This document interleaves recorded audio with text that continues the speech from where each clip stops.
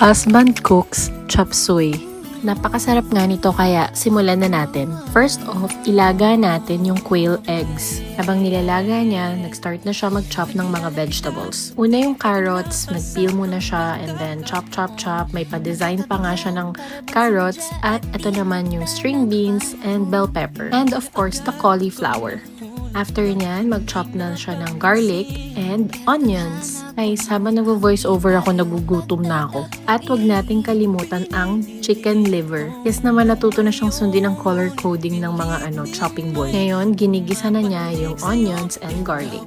Pag malambot na yung onions and okay na yung garlic, i-add na natin yung liver. Ayan, gisa-gisa mo lang siya hanggang sa mag-light brown and then you can add your carrots. After ng carrots, string beans naman.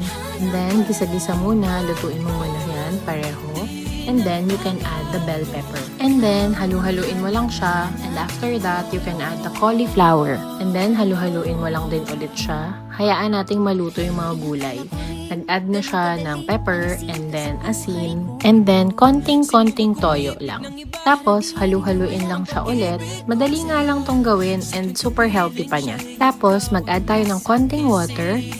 And then, hayaan lang natin silang maluto, takpan muna, at punta naman tayo sa ating mga quail eggs at binalatan na nga po niya. Ihahalo na yan dyan. Yan. Nagugutom na talaga ako. Pagka-add ng quail eggs, ilalagay naman yung slurry.